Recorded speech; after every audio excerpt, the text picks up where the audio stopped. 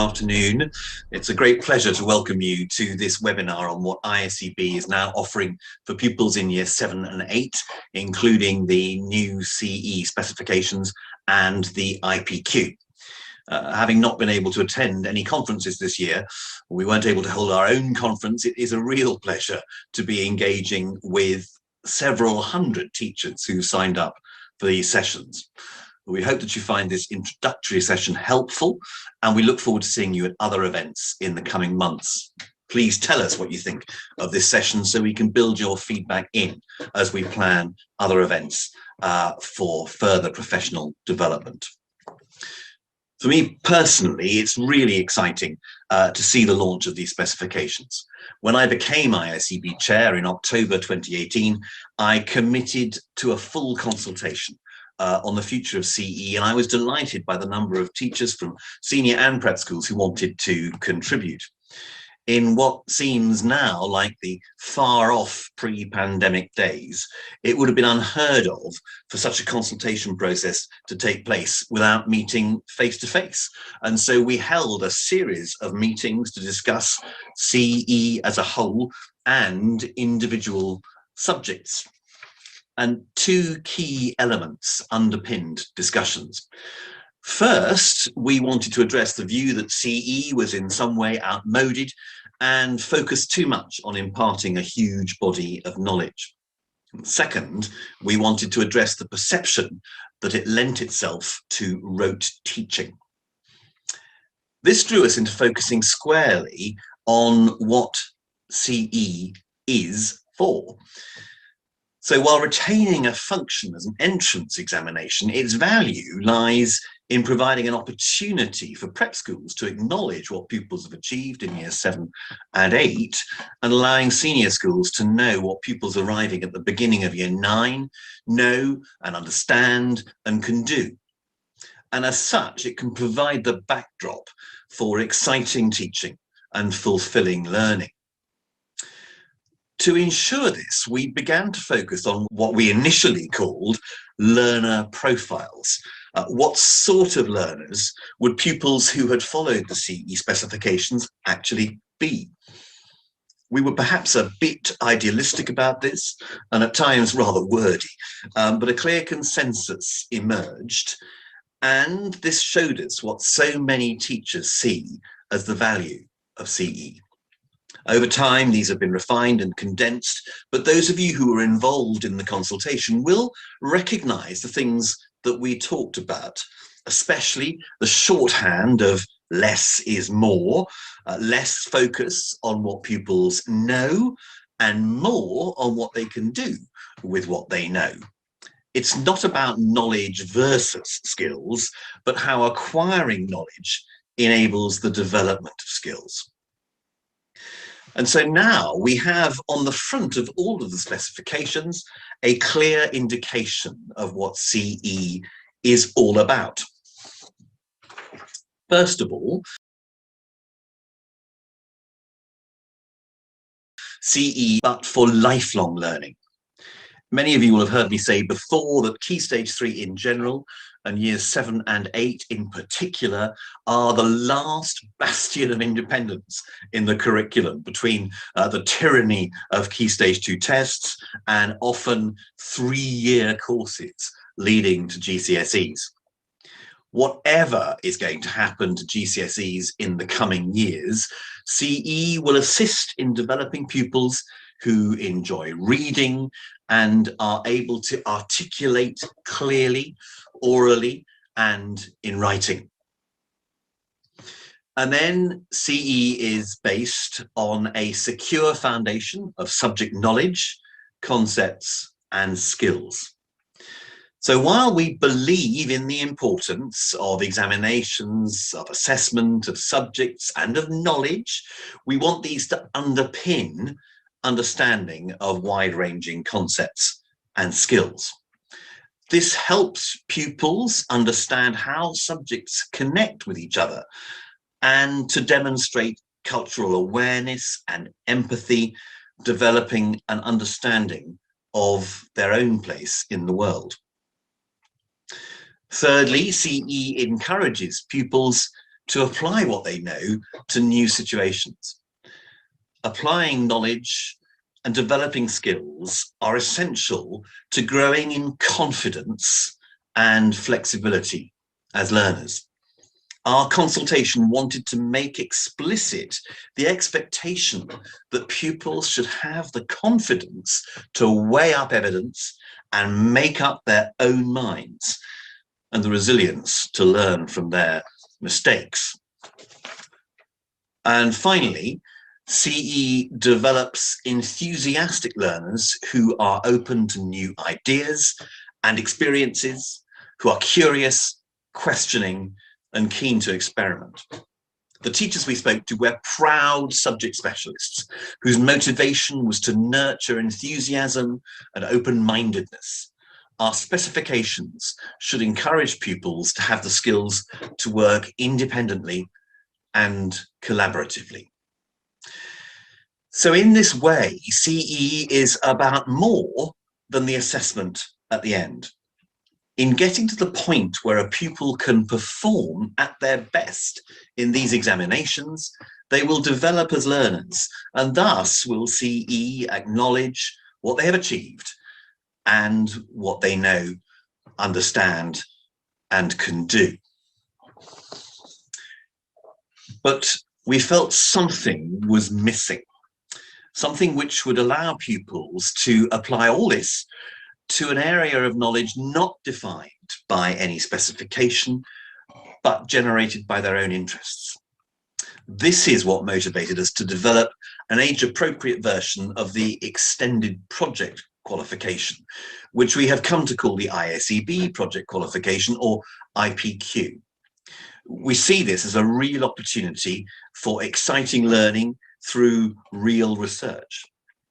The IPQ can be undertaken in subject timetabled or homework time, or in timetable time, like after examinations in the summer term of year 7, or after CE itself, or of course as a co-curricular activity.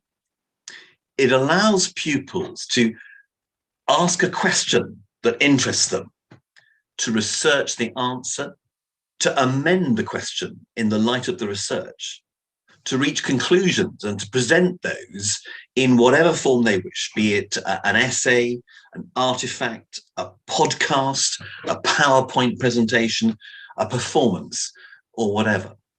Crucially, it's the entire process which is assessed, and the output is only one part of that. So we think that CE plus IPQ make for an exciting and fulfilling learning experience for pupils and allow for exciting and fulfilling teaching.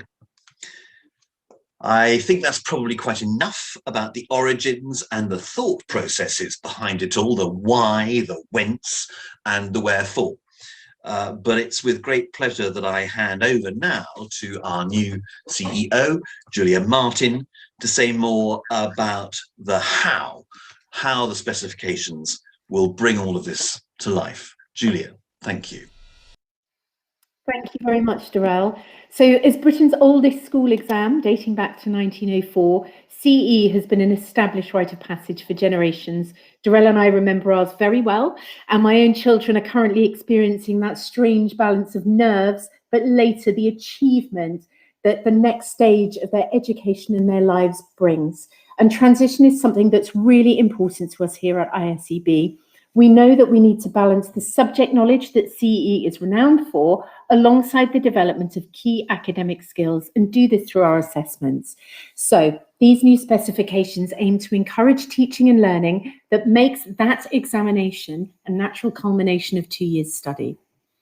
So our aim is to ensure that learners are ending one stage of their education thoroughly equipped for the next. But of course, CE is best expressed by our subject experts. So I'm absolutely delighted to welcome Patrick Davis tonight to talk to you about our mathematics specifications. Thank you very much.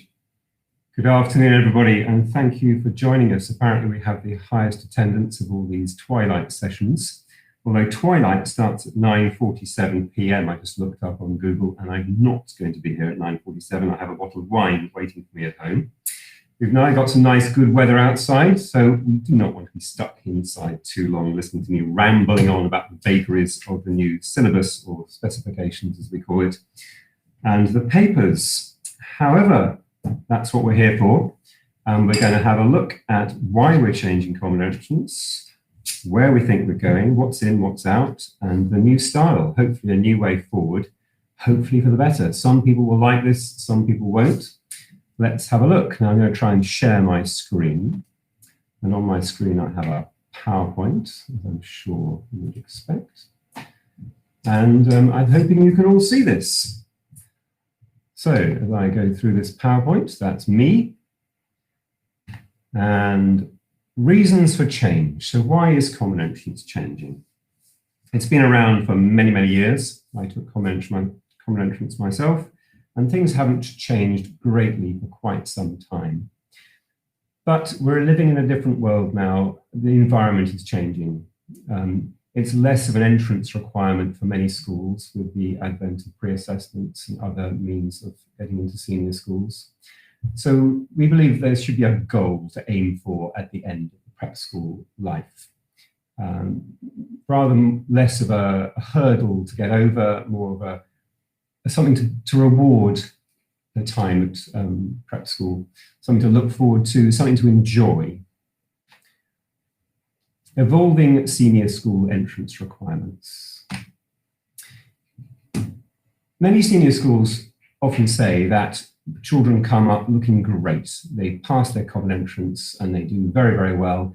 And then they find out actually they're not always quite so good on some of the fundamentals.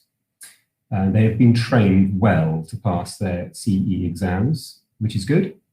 But perhaps they've been trained too much to pass the test and they haven't been taught the basics in certain areas as well as they could have been, or taught to think as much as they otherwise might have been. So we're trying to encourage more thinking and problem solving, as well as focusing on the basics. Also reduce the stress for candidates. Common entrance can be quite an ordeal, particularly for the weaker candidates. So we're hoping to make it something which is a bit more accessible and attainable for the weaker ones, while being interesting and challenging for the brighter ones. To increase candidates' sense of success and motivation. Success in mathematics breeds success. If you feel like you're doing well, you feel like you're progressing well, you feel like you've achieved, you want to carry on maths in the future, and you want to continue to aim high. Also, one side point is to reduce the carbon footprint. We're working to reduce the number of pages on the papers by changing the layout, so a more efficient layout on the papers. So, what is new? A slight reduction in the number of topics examined. So we're cutting out a few things, like, for example, bearings questions or constructions. And that might well be covered in IPQ very effectively, and perhaps in more detail. In an exam situation, under a time limit, it's perhaps less appropriate, and it's more appropriate for project-based activity. Fewer topics covered in a paper. So we're not trying to pack the paper out with all the topics, everything you should know in one paper. So a slightly smaller sample of the topics that children should be familiar with. Fewer words. Often people comment that a maths paper is sometimes too much of an English paper. They have to read too many words, too much like an English comprehension, particularly with a broad range of pupils, particularly from overseas as well, where English might not be their first language. We're going to focus more on the maths content with a little fewer words.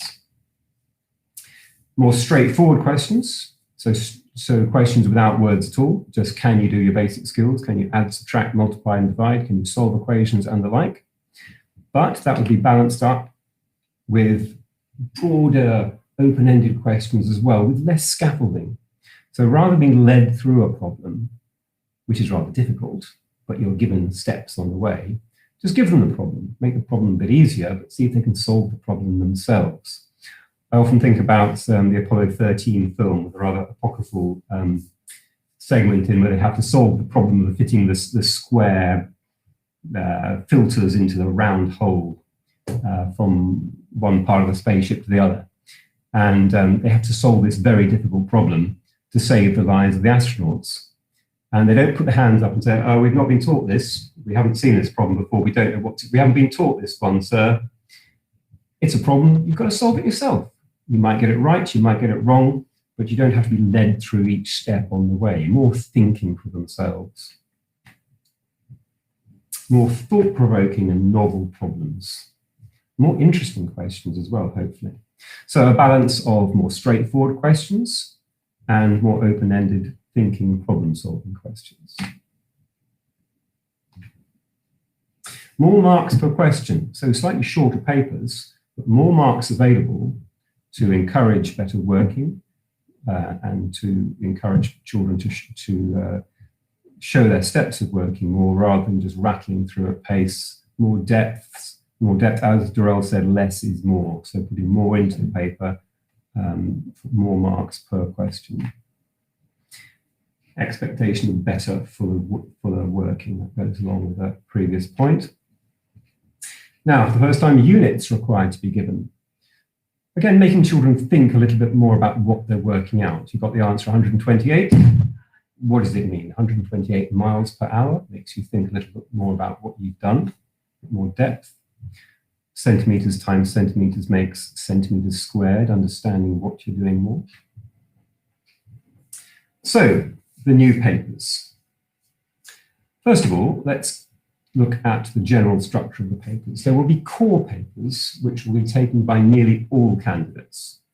This will be similar to the current level 2 papers, but maybe at a slightly more accessible level. So we're expecting more of the level 1 candidates currently to take the core papers as well. But also the current level 3 candidates would take the core papers, so everybody would be demonstrating their basics. Mastery of those basics we feel is key. So there's a calculated paper and non-calculated paper as now, taken by nearly all candidates. A few might find it too hard. So we've decided to retain a foundation paper, and that is going to be at a lower level. But the core papers will be for nearly everybody, hopefully. There'll be a balance of basic skills, reasoning, and novel problems within those core papers. Then there's the additional paper. This is an optional extra. So your current level 3 candidates will take the core papers and then take the additional paper as well, which is separate. And that will be just a calculated paper where they will do topics like simultaneous equations, Pythagoras, and the like as per now. But it won't be mixed up with any sort of money problems or more basic questions. It'll just be the advanced paper on its own because they've already demonstrated their skills at the core level. Currently, there's that slightly invidious choice. Do you take level 2 or do you take level 3? If you take level 3, are you going to find it too hard? Is it going to be a bit stressful? Now, they've got that fallback position of doing really well and achieving at the core level, showing what they can do, and then the option to really demonstrate their skills and at the higher level. More challenging problems, of course. So we are retaining a foundation level. This is like the current level 1, except it will be a little easier, a little more of a foundation to really pick up those few children who struggle in maths and really can't cope with a higher level. It's much better to achieve and do well at your level, and that might be for the bottom 5%, perhaps, fewer than currently is the idea. Much more basic level, a small number of candidates. Now the mental arithmetic paper.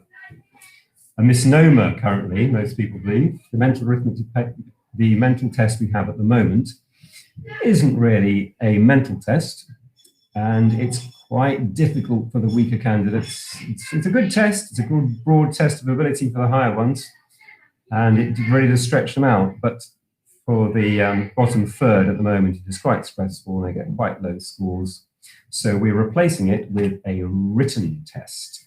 We did a trial in 2014, which was very well received, replacing it, the current 20-question oral test, where they listen to the questions, with 40-question written test, which we'll have a look at shortly.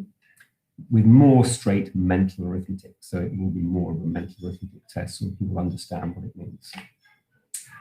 More questions with a greater opportunity for the weaker candidates to get a decent score. In the trial we did, nearly everybody scored over 50%, which is encouraging, but it's still stretched out with a range of ability, and only very few scored at the top end, and actually nobody got 40. The top score was 39, a few 39s. So it still stretched them out, but was more encouraging at the bottom end. So here's a little look at what the paper is. This is the specimen paper. Starting off with some genuine, straightforward mental arithmetic. Got some times tables. I think most of us agree it's very important to encourage a good level of fluency in times tables. And then some mental tricks for addition, multiplication. Look at question 13 there, for example. If you're trained well, you might spot you could do 23 times 10, which makes life much more simple. Good mental tricks, good mental arithmetic. Then it progresses to a little more depth, starting to tease out the better ones. You look at number 28 there. How would you do 14 times 15? Well, you could do 7 times 30. 7 3s are 21, 210. It's still mental arithmetic. And moving on, we get on to more of the current style questions, with a bit more depth there again. And at the end of the paper, we're putting in some real testers for the brighter ones. Look at question 39, for example. Looks a bit scary until you realize, oh, that number's 100 times bigger than that number. And so it does test the range of ability. Much easier to administer. So no CDs required. Also, the opportunity for extra time could happen a little easier as well, because it's a written test. This is designed to take 10 minutes, and the weaker candidates can spend longer on the earlier questions and get a few more marks there. Straightforward pencil and paper test, easier to administer, gets a good range of results, less stress for everybody, and more encouraging for the weaker ones. The core non-calculated paper. So first of all, I thought it would be good to see the instructions, because this shows you where some things has changed. You must show all your working, or you may receive no marks. So a little more emphasis on working. You're encouraged to cross out mistakes, neatly not erase them. This is an attempt to encourage resilience, not to worry about making mistakes, not to try and eradicate them, but show what you've done, but cross it out, and let's try it again. Here we go. Answers should include correct units where necessary. Now, this is an important change. Grey boxes are for your working, but extra working can be done anywhere on the paper. So as you will see, some of the questions will have a row of dots for your answer. They will be your 1-mark questions, but children will now know very clearly where they are expected to show working for more marks on other questions. So let's have a look. So the core non-calculated paper is starting out looking like a level 1 paper. Some pretty good basic things like place value skills and basic arithmetic going on there. You can see these grey boxes starting on question 2. So there's no dots for your answer at the bottom. They would be expected to double underline their answer at the end, show they're working, and get the answer for 2 marks each for those questions there. We're using now these squares for straight arithmetic questions, which I think is good for children who have problems laying things out. So that's the sort of working we might expect. Perhaps should be filled out by a nice, neat candidate. I think this candidate might get 100% by the end of this. Now, moving on. This actually was an earlier version of the specimen paper. We decided to make it a little bit easier, so that trapezium question was taken out and replaced with a triangle.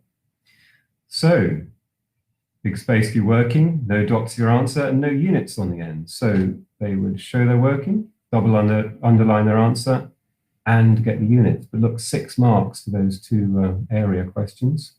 So one of those marks going for the units. Some straightforward fraction arithmetic.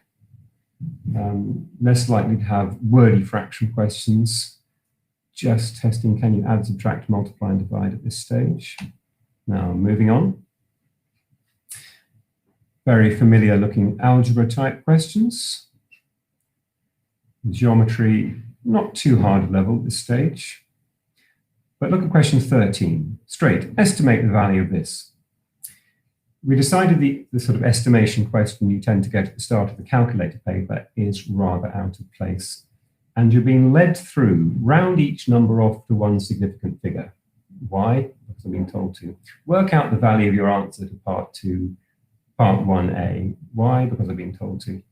It seems that many children didn't actually realize they were doing an estimate, they were doing what they're told. Here, by whatever means, estimate the value of these. So round them off sensibly to make a good estimate. And there you can see the working arriving, show your working, get an answer. There might be different routes to estimating those, and a different number of marks could be awarded accordingly. With the angles question, important to show what you're working out, so we know which answers which when you underline them there at the end. So encouraging more depth of working. Still on the non-calculator paper, familiar looking coordinate geometry, perhaps a little lighter, fewer questions there maybe, just giving children more time. They'll need that time for the problem questions at the end. And look at 16, taking away the scaffolding. Draw and label the line y equals 2x minus 6. So how are you going to do it? There are different ways you could try. You're not forced to fill in a table of values, but you might well decide to do so. I think most children would, but other children might know other ways of doing it. So I'm showing here it being done by a table of values, drawing and labeling the line. Moving on. So here we're starting some of the more open-ended questions at the end. Question 17, again, looks pretty familiar, the pattern type question, but it's not leading you through quite as much. It's not saying draw pattern number 4. It's not giving you a table to fill in. It's just asking you the question.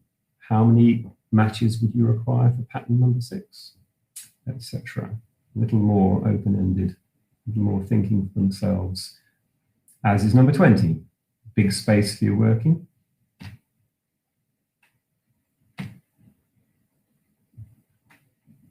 This isn't a full paper. I've chopped out bits here and there just to give you a flavour, and I'm showing a little less of each paper as we're going on, as we get the idea.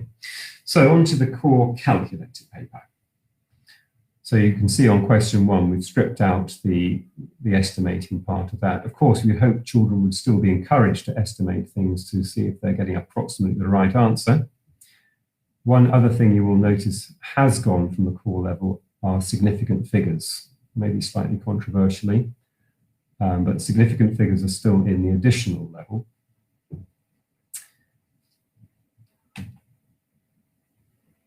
Ratio question.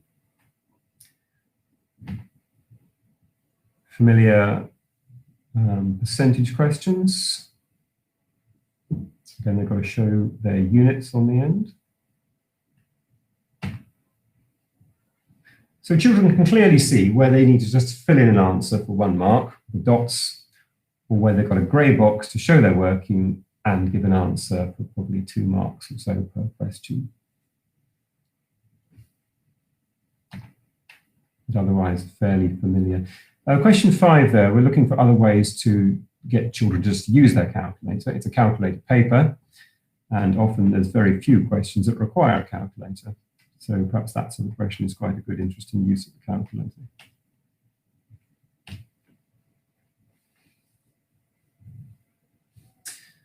So look at question 12. There we can see less steps, fewer steps, I beg your pardon. So in the past, they might have been asked to work out perhaps an exterior angle, then an interior angle, and then angle X. Here, they've got to think for themselves, and there may be different routes to getting there. But they've got to solve the problem by themselves. But it's not a difficult problem, of course. Many of us would know it's going to be a half of 108, but there are different ways to get there.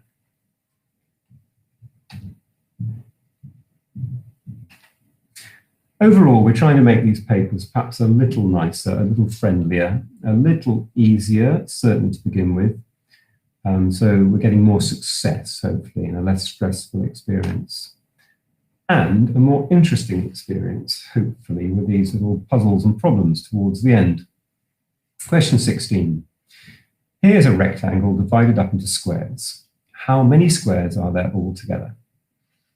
Well, it sounds like a ridiculously easy question. You just count them and then you realize actually there are more squares than that. Oh, there's bigger squares and there are smaller squares.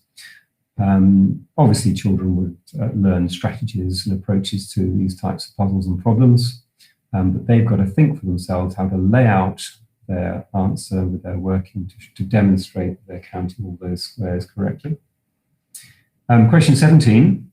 If you think about the current question you often get on the back of the paper, the algebra problem, Bob has X number of beach balls, Tim has 3 more than Bob, James has twice as many as Bob, but it leads you through. So how many beach balls does Jim have in terms of X? How many beach balls does James have in terms of X?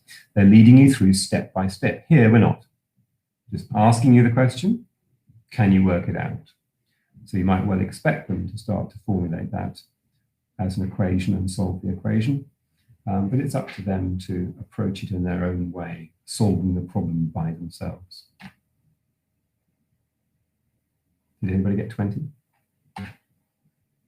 And there we are, forming an equation, solving an equation, good use of algebra. Now the additional paper. So your good, bright candidates have cracked the core level. They've got their 80, 90%, hopefully on the core level, and they need more of a challenge. This is where they'd be setting their sights. It may be an extra paper for them to do, but it's something they should enjoy because it's higher level maths, and if they're good mathematicians, they want to move away from those money questions and things and get their teeth stuck straight into some Pythagoras and looks like a simultaneous equation on question number 4, a higher level of algebra. If you cast your mind back 20 odd years or so ago, there was the paper 3, which was the additional paper. And this is a similar concept to that, quite a similar style. The old paper 3 was done on separate lined or squared paper. This will be done within the booklet, which makes it much more convenient for everybody. But I think it would be a good idea if extra paper were available. You can imagine if they made a big mess of one question, they'd like to be able to do it again, put a big line through it. I think extra paper should be available if necessary. But hopefully there should be room for all these questions to be done. Let's have a look. A bit of Pythagoras, a bit of volume, and quite a tricky bit of converting centimeters cubed and meters cubed. We're definitely talking about a higher level. That's, I think that equation was taken straight from an old common entrance paper from many years ago. I might have gone back to 1917 or something just for fun and grabbed one of those. And simultaneous equation. Moving on. Slightly higher level of geometry.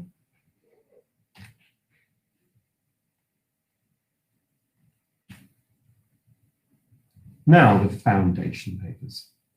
So here we are looking at something much more basic. These are the children who really struggle with maths, and pushing them up to too high a level would not do them any good. And this might be useful for children perhaps have come from abroad, haven't done maths in this country for many years, or children who are just very weak and are being accepted by senior schools, perhaps not requiring common entrance or accepting a much more basic level of common entrance. Getting a stronger foundation surely is better for any child rather than struggling and failing at a higher level. So as we can see here, this really is a much more basic level. Some good numeracy, some good basic understanding, place value. Number 6, we're just identifying which operation you'd be using. Do you know if you need to add, subtract, multiply, or divide? Do you know what area means? There's no point doing area of a circle or area of some strange composite shape if you don't know how to work out the area of a rectangle, or even just be able to count squares and know that it's all about square centimeters. So that is pretty much all I have to say at the moment. Welcome any questions from anybody. I can't see anybody out there. I've just been talking to a screen all by myself. As far as I know, nobody's been listening. In any sense, you're all out there watching the cricket. I guess I'm going to hand over to somebody now, or what is Hi, that? Patrick, thank you so much. I can confirm that we've had about 75 people watching, so that is brilliant. So what I will do is we've had some questions that had come into us before the session started. So when you all logged in with Eventbrite, you had the chance to send us some questions. And Patrick, we've got some of those to pose to you now. Just to let everybody know, if you're on full screen in YouTube and you're logged into either Google or YouTube, you can then, if you diminish full screen, you will be able to see chat on the right-hand side, and you will be able to pose any questions there. You can see that Alicia and I have already been having conversations when we were trying to get the slides up and running, which we have now. So thank you very much for that. So before we get into the questions, it's just to let you know about some of the textbook resources that we have available. Our publisher Galore Park is publishing some books ready for the new year. You will be able to see it. You can see those here on screen. So we've got core mathematics and additional mathematics that have been approved by us for sale. If you'd like to get in touch with Galore Park directly, then Candice's email is there at the bottom, or you can simply contact us or go onto their website and have a look at the new books in case those are something that you would like to order. What we will do now, however, is I've got some questions ready. You just bear with me, Patrick, that had come through earlier today from our panel. So Dan Busby first, who has asked, how are the different papers going to be scaled?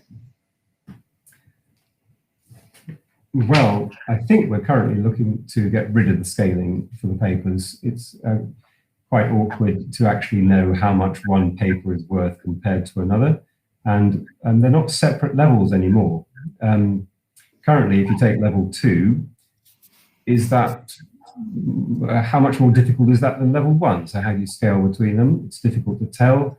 But now we're going to have everybody taking the core just about, and the optional additional paper is additional to that. So still taking the core, it should be a level playing field for everybody, apart from those who are doing the foundation paper. And I don't think you can really compare. They're on a different scale. Thank you. And the next one, actually, also from Dan. We had a few from Dan. How will schools interpret the core and additional level if 2 papers are sat? Can you say that again, sorry? How will schools interpret the core and additional level if 2 papers are sat? If 2 papers are sat, so if they're taking the core and the additional? Yes, I think that's what he means. Well, they can see people achieving well at the core. Hopefully, if they're taking the additional, they should be good, strong mathematicians. They should get high scores at the core. And the additional, well, that could be, you know, a completely different kettle of fish. And the additional is challenging and stretching.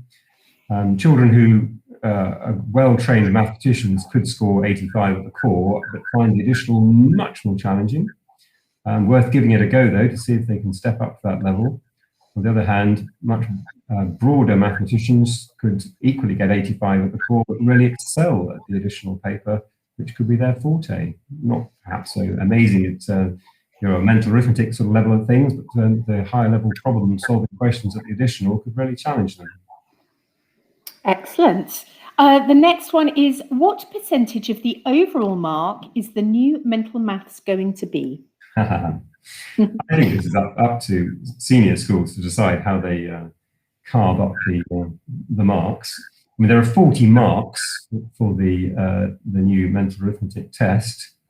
Whether that wants to add 40 marks to the total pot or whether it wants to be scaled down, I think that's entirely up to the senior schools or even the junior schools. Excellent. I'm going to have to rattle through these questions. I can see lots and lots coming up in the chat, Patrick. You are very, very popular. Will the new foundation assessment be taken instead of the core level or as well, like the extension? Well, the idea is taken instead. children for whom the core is just too much of a stretch would fall back onto the foundation. That is the idea. But there would be nothing to stop people taking the core as well if they think they could give it a go. I think we can be very flexible there. Again, up to senior schools, up to junior schools, but really they're supposed to be separate.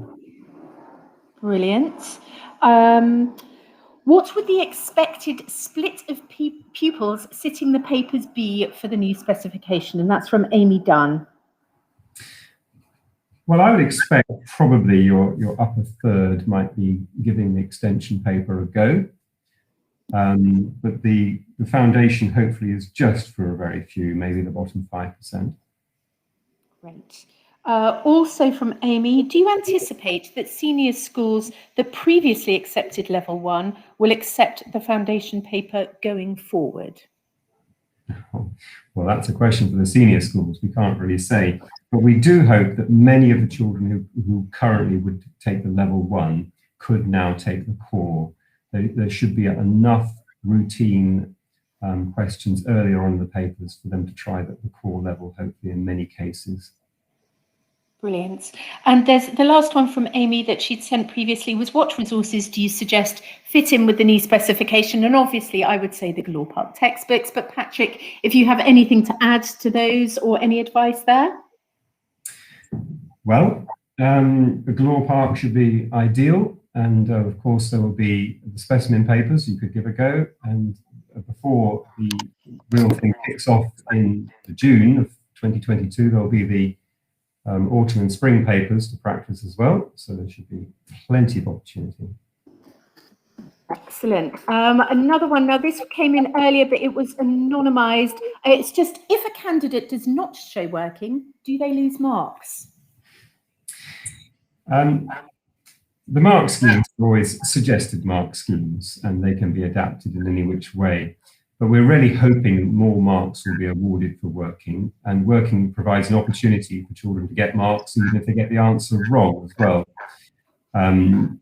It's the single mark dotted line questions, they are right or wrong, you get a mark for the right answer. Children guessing correct answers on longer questions, well, that's up to the marker to decide whether they're going to award a mark or not. Excellent. The next one was, how does the new format exam fit in with the GCSE format? Well, I'm hoping it's providing a good foundation for GCSE. Getting a better core of basics could be good for that, but also opening up children's mind to think, broadening their approach, giving them more resilience, should put them in good stead for GCSE. We are cutting down slightly on the number of topics examined, but as we've said, less is hopefully more. But also a greater level of success for many children at common entrance level should motivate them greater towards maths later on.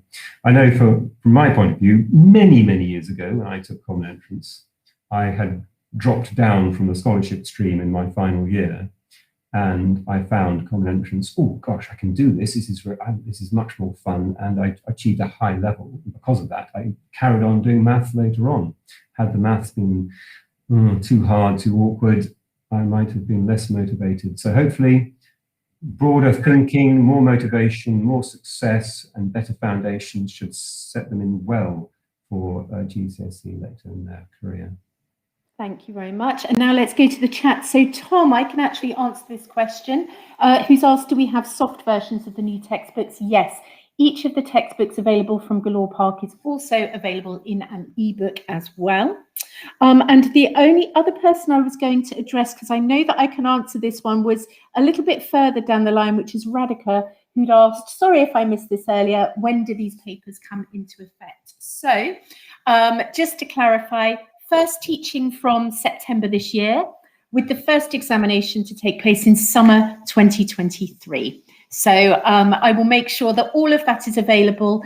Once we finish this, all of the information about maths will go up onto our website. So all of you will see a copy of this recording, a copy of the slides, a copy of the specification, and we'll gradually, as we work towards creating advice and resources, those will all go there for you. So we'll be building up a repository of information. And as ever, if we don't answer any of these questions and you want any further detail, do come to us at inquiries@iseb.co.uk. But I shall now zoom back up again because Ian Adams asks, what about changes to case?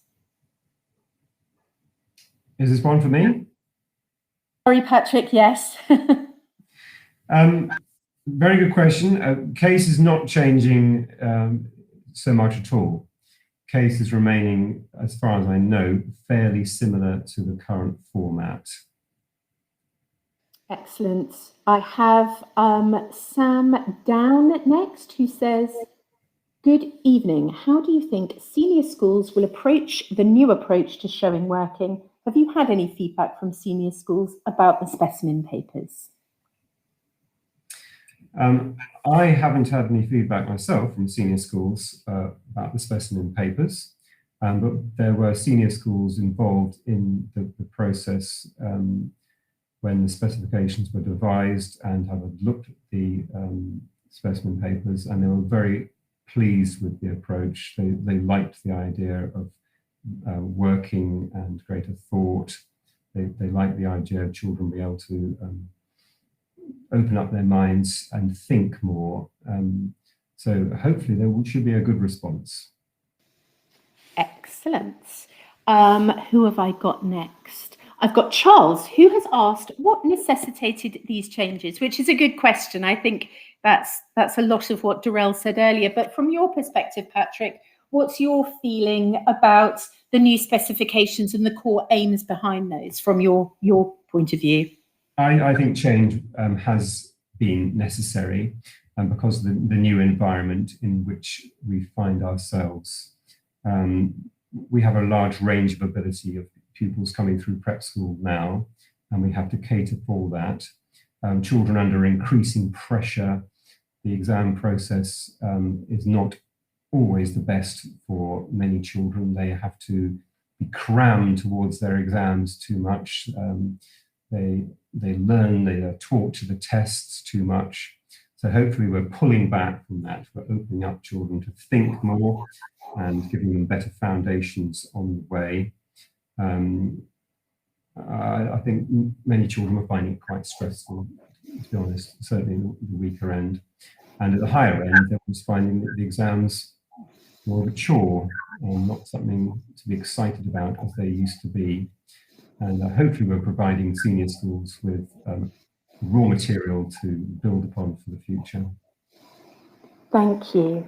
Francis asks, and I can take this one actually, Patrick, will the 11 plus papers be adapted to be in line with these changes? Now, both 11 plus and CASE, we're going to turn into a project to make sure that we're revising those sets of qualifications in the same way that we've done at CE. So for this academic year, there will be no change to the format of the papers, but what we're hoping is to start more consultation and be able to produce CASE and 11 plus papers that are really relevant to the market. We've got lots of exciting changes coming as an examination board, and 11 plus will be part of that broader project. So for anybody interested in getting involved in consultation around these, do get in touch. We just want to hear what the sector thinks, what it is that maths teachers and teachers of all subjects think and need, and what your opinions are. So that will be a broader project rather, that will eventually, I hope, become a product. Radhika's question we've addressed. Zulika says, will the papers continue to be for the duration of 1 hour each, Patrick? Yes, there are 1 hour papers plus extra time, of course, if necessary. The mental arithmetic will be a strict 10-minute test. That'll be much easier to administer. But the other papers, additional, core and foundation, will all be 1 hour papers.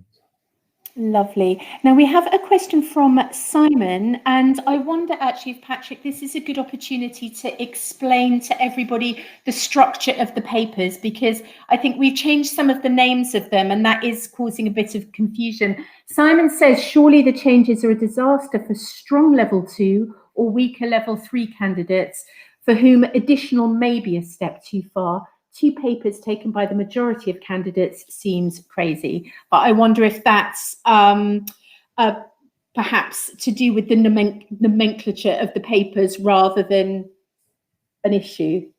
Well, the core papers might not be as easy in total as one might initially think. You look at the earlier pages of the core papers, you think these are very, very straightforward, testing their basics.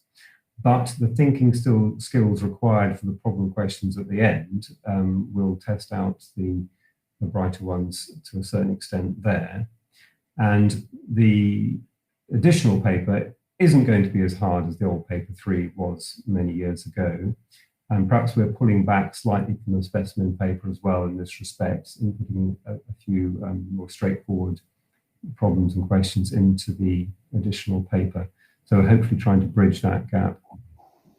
Excellent. And actually, I've had, we have other people from ISEB, one of whom has just let me know, who's very, very good on the papers, who works with us, who has said, in the specification, it says pupils do either core or foundation. So Simon, I hope that clears it up, but do let me know if it doesn't, because yes, we've got lots of people here to help with those questions. From Tom has asked, and I can take that question, Patrick, will scholarship papers still be available? Yes, they will be, Tom, so don't worry about that. Now I've got Alicia here who has asked, I have pupils for whom it makes so much sense to take 1 extra paper.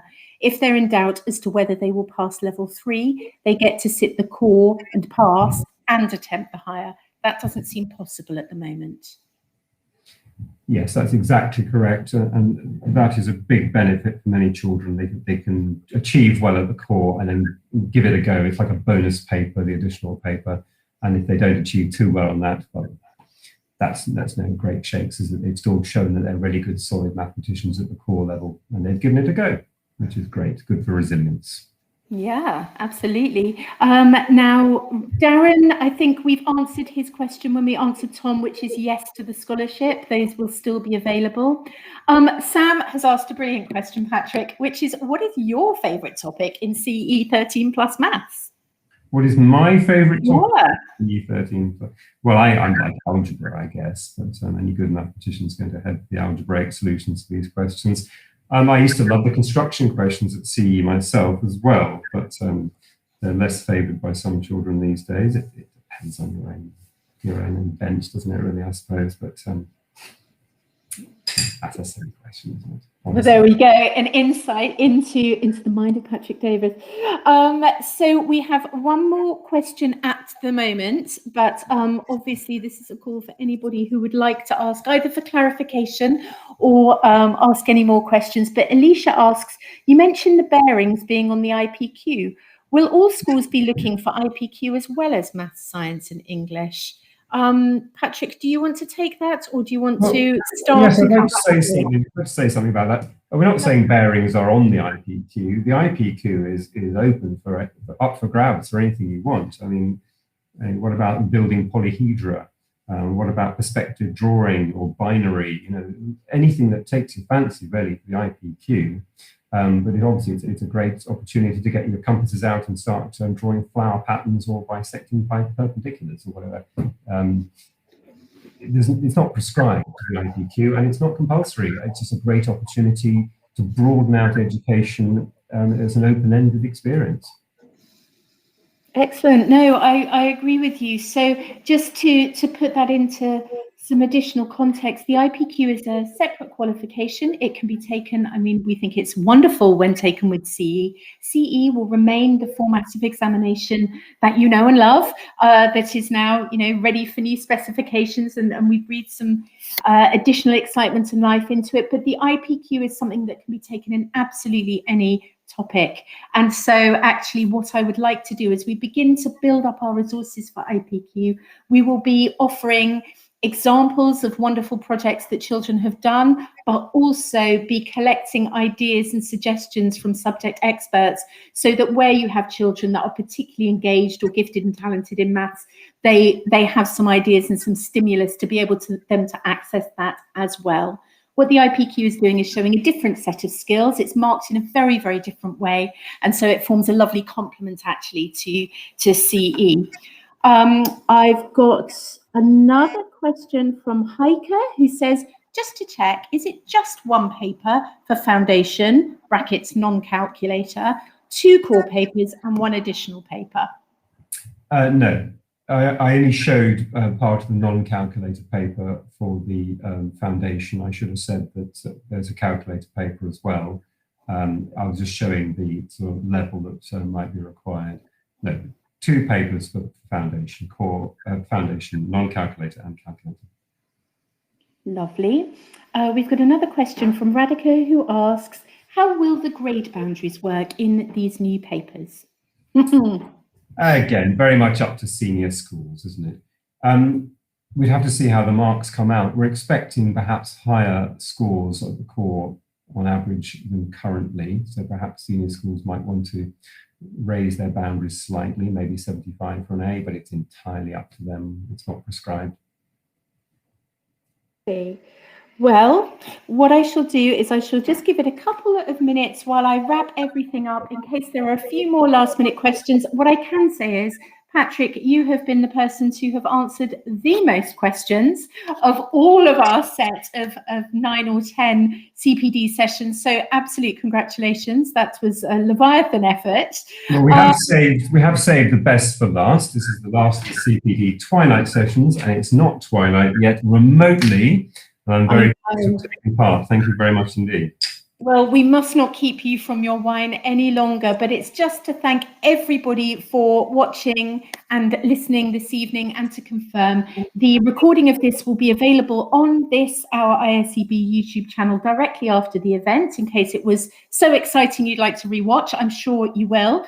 But in addition to that, we will be emailing everybody that was registered in case you had friends or colleagues that missed it. And we will direct you to where to find the recording and the slides. Rachel Clough, I will answer this one very quickly so as not to disturb. Oh, no, actually, this might be a Patrick one. It says, do we have an approximate time frame for the scholarship project? It feels like quite a jump from additional paper up to scholarship. So you're asking how soon will it be before we look at and revise the maths scholarship papers? I think that's not a question for me. No, I'm sorry. No, don't worry. I think this is a project that we're looking to start this academic year. So we will not be looking to revamp those scholarship papers, certainly for this academic year. So you will not need to rejig anything that you do for the next sessions coming up for 21-22. If and when we release anything, it would be for first teaching from September 2022.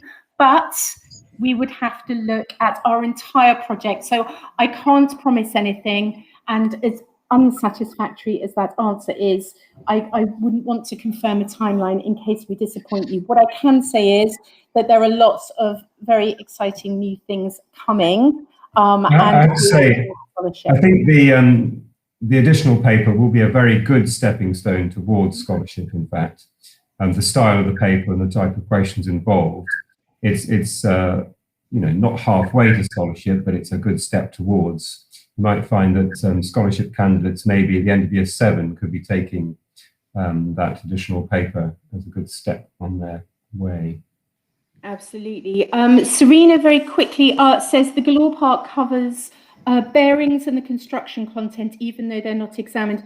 The Galore Park books are meant to be a broad companion to teaching and learning maths generally. So the revision guide that you can also get from Galore Park will focus very directly on the examination content, as you would expect. But the teaching and learning book goes more broadly, so that if, for example, students were interested in exploring IPQ projects, you wanted to take their learning one stage further, they're more contextualized. Patrick, would you agree?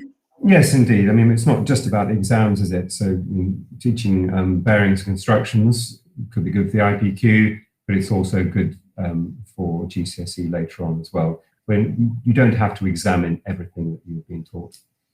Absolutely. Hika's made some lovely comments. Thanks for the info. Feels like mastery approaches coming through from Key Stage 2 can be extended to Key Stage 3 with the introduction of a more accessible foundation paper. So that's great feedback. And you're absolutely right. Specimen papers are available on the ISEB website. And I've made sure that when you click through to the new CPD resources page, which is under examinations and assessments, that everything is available in one place: a specimen paper, a specification, this recording, and Patrick's brilliant slides as well. How much more do we need to know about IPQ? Tom, if you're interested in that as a school, there is an IPQ recording that's actually on this YouTube channel that gives you a lot of the overview and information. And all of that info is actually on our website. If you are teaching CE maths, IPQ is probably a wider schools-based decision to add as a qualification, but it doesn't impact your teaching and your pupils' learning with CE 13+, so don't worry too much. And an ISEB student workbook like CGP books, that's brilliant feedback actually, Hika, and I will make sure we take that to our publishers because that's a lovely idea. So, Patrick, not quite Twilight, in fact, a long way from Twilight, but a wonderful bottle of wine, very, very well deserved waiting for you. Thank you so much for the huge engagement from everybody on the chat this evening and all of the positivity around the new specifications. Do remember to email us if you have any more questions or you can't find the information or you request more information. I'm really keen and very interested that we create and make resources and assessments that you really need. So if you have some wonderful ideas, let us know at inquiries@iseb.co.uk. Point taken, Alicia. I love all of these ideas. I shall make sure that we take these away and send these to our publisher. But Patrick, it remains for me to say thank you so much for your time and the wonderful effort in this great presentation. And there it is. That wraps up our CPD sessions for this spring. And yes, Patrick, thank you. That's been great. Thank you very much.